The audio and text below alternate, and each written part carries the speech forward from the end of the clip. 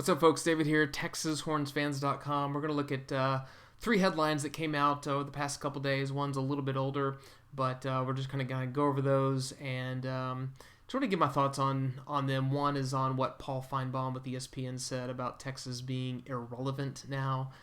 The other one on linebacker Ayodele Adeoye removing his name from the transfer portal, what that might do for the linebacker group. And then the third one is on three players whose stock is rising the most post-spring practice, post-spring game. So some things I agree with, some things I definitely don't agree with. But drop your comments below. Let me know what you think of these stories, what your thoughts are, and then just kind of what you're looking forward to most as we kind of go into summer workouts. So we'll get definitely talk about some reports that are coming out of there, and getting in the summer enrollees, the 2021 freshman summer enrollees. I believe arrived this week too. So don't forget to give the video a like, share it out, subscribe, hit the notification bell so you don't miss any future videos, and also check us out at TexasHornsFans.com.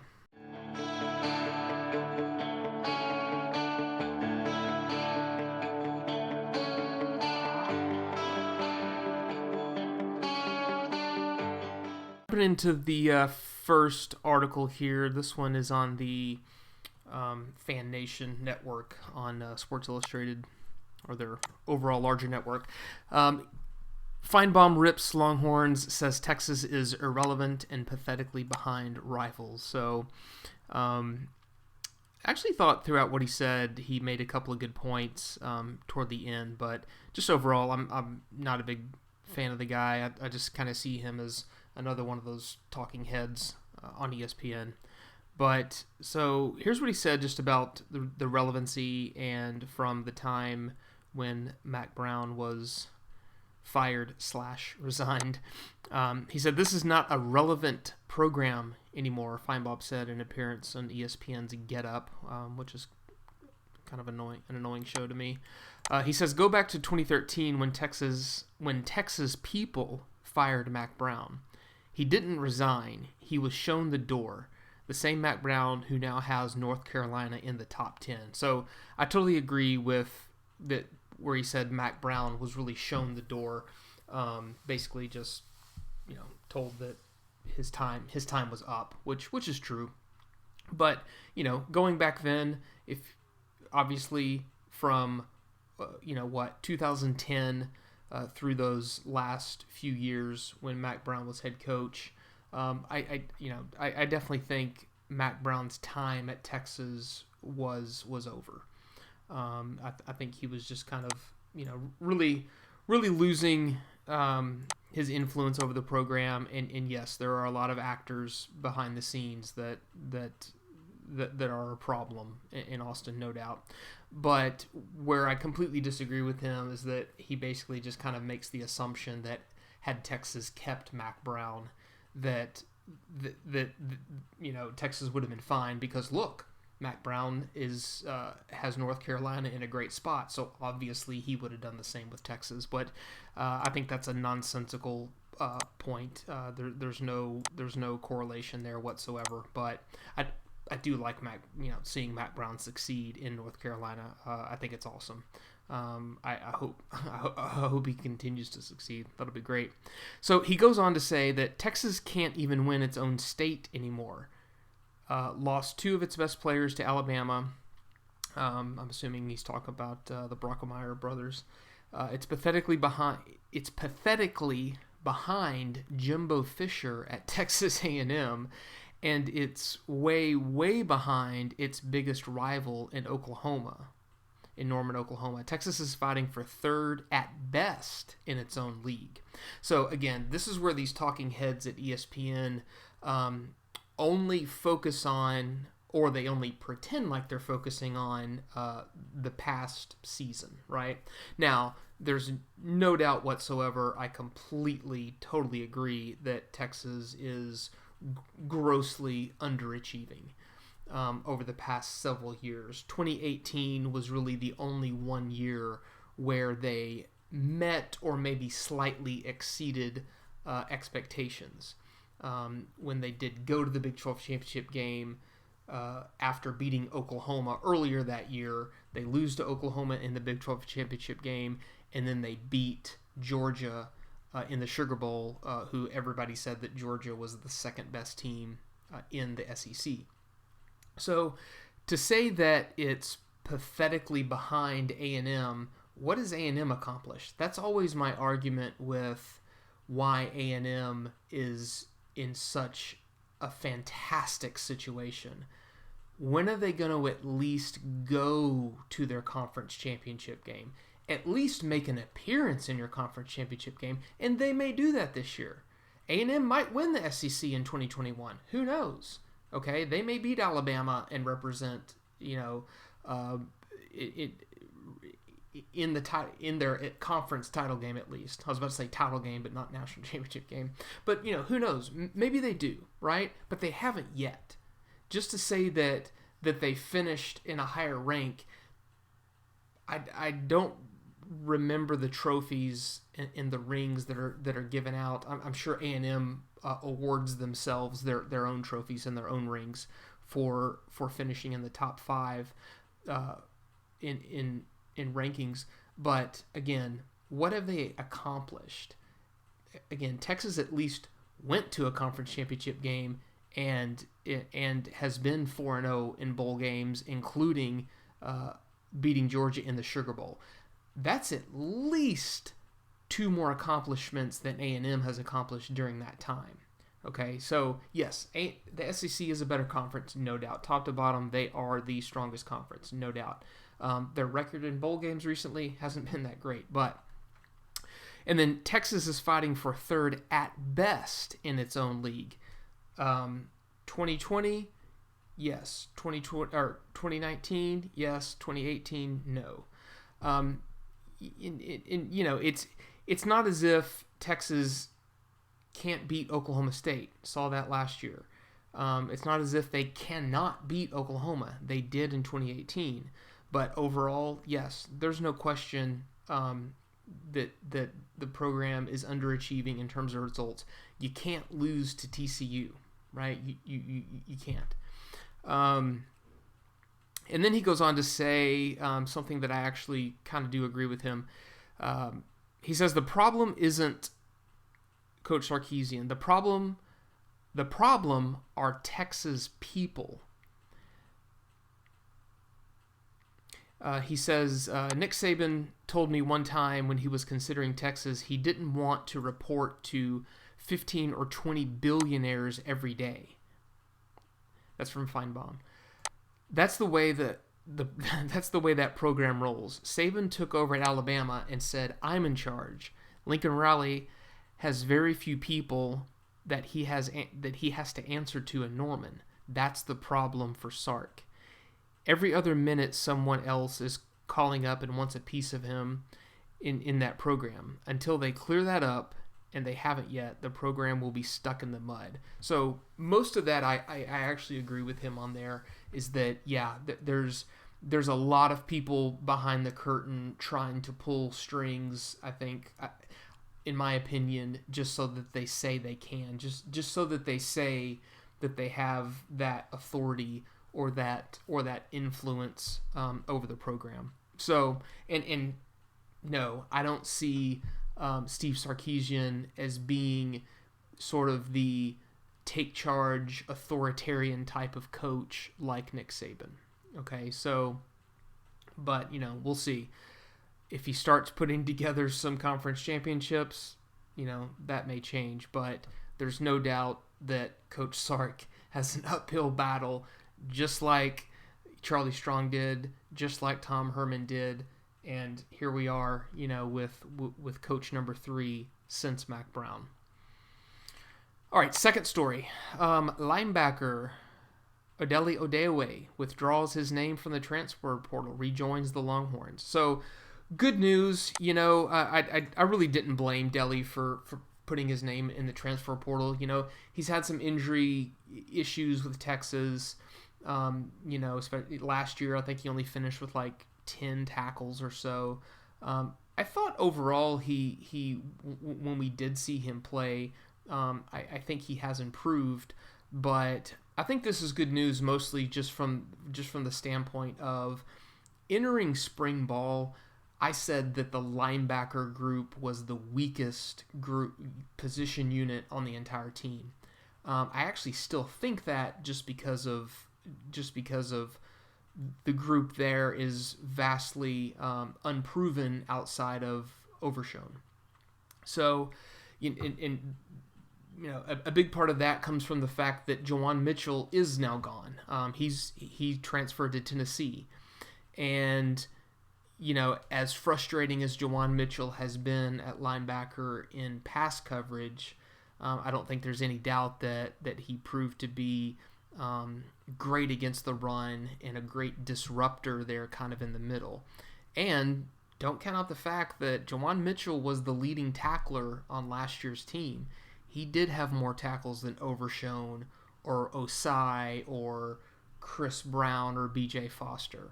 So, you as kind of frustrating as Jawan Mitchell was, you can't discount the fact that he was the leading tackle on the team. Now, Texas does get some transfers. Ben Davis from Alabama, former 5-star high school recruit, whose college career just really hasn't taken off at all. But that's at least providing some depth. I know a lot of people are saying, Ray Thornton from LSU, the transfer from LSU, provides some depth at linebacker, but he's primarily going to be playing more of a rushing defensive end like Joseph Osai did last year. He's even wearing Joseph Osai's jersey number. So I don't count him with the linebackers. So I definitely think that Overshone obviously is the unquestioned number one playmaker in the position group, but it is good to see Delly, staying in Austin and at least just providing some depth in there. So thought that was good news. All right. Story number 3 was actually posted a few weeks ago. This is on hook'emheadlines.com, part of the Fansided network. This is 3 players whose stock is up post-spring. Okay, so after spring practice, after the spring game, presenting 3 players that this writer thinks stock is up. This is from Andrew Miller at Hook'em Headlines. All right, so you have to click through here to see his top 3. So number 3, he has Ray Thornton. I agree. All throughout spring practice, we heard nothing but good things about Ray Thornton, and he does seem like right in that mold of Joseph Osai, which he's going to be taking over that position anyway. And I've been seeing a lot of commentary about Ray Thornton's time at LSU, that he was really misused more closer to the middle, where he really needs to be playing that kind of outside hybrid linebacker, defensive end, pass rusher, and disruptor. So hopefully that's more of a fit for him. It says Thornton looked to be one of the leaders among the Texas linebackers in spring ball. Again, I would put him at defensive end. That was the key since Texas missed senior linebacker DeMarvion Overshone due to injury. Remember, he's got the shoulder. And juniors Jawan Mitchell and Adeoye put their names in the transfer portal. Obviously, this was posted before Delly removed his name from the transfer portal. So, yeah, I mean, obviously Thornton, comes in with experience, so he's got some skins on the wall, and I think he absolutely will be a starter there playing mostly on the line with Keandre Colburn and Alex Collins there in the middle, with Thornton more on the end.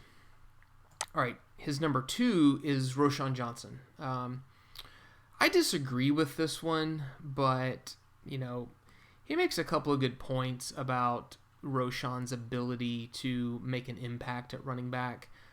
He's certainly going to be the number 2 guy, but he says the sizable 6'2", 230-pound Johnson was a steady hand for the Longhorns' ground game in each of the past 2 seasons, and the same should be said if he's able to stay healthy once this fall.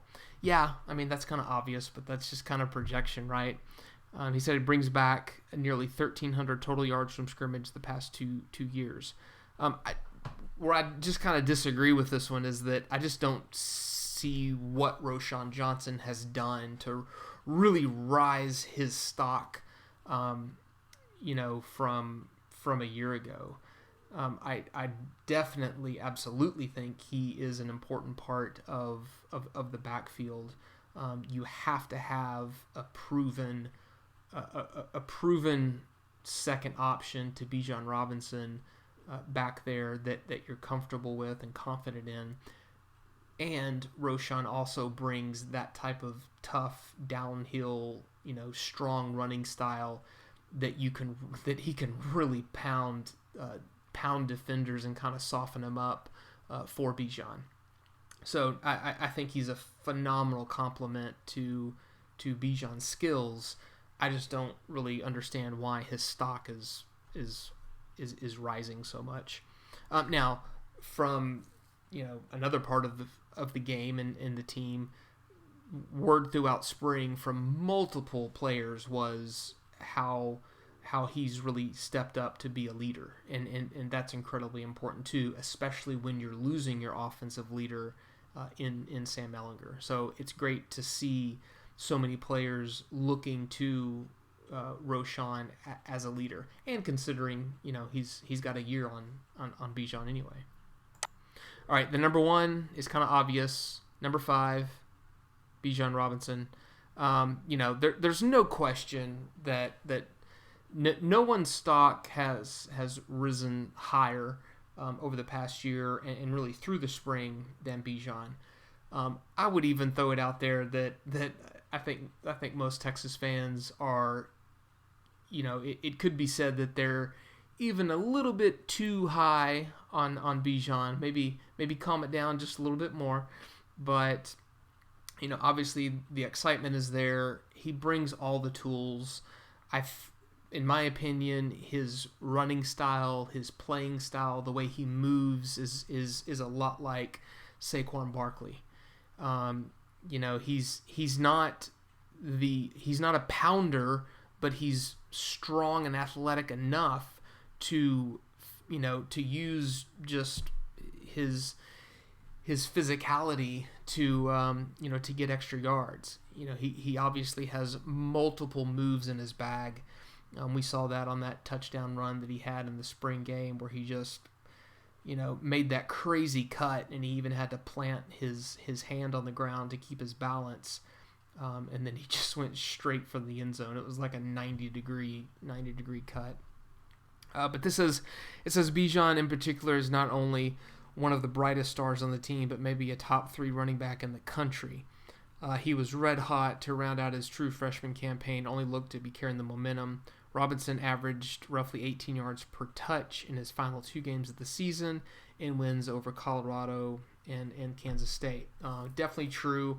And a lot of Bijan's total rushing yards came in those 2 games too. So, but that's what you get a lot from kind of a home run type threat like that, is that at any time the potential for him to break off a 70-yard touchdown run is there.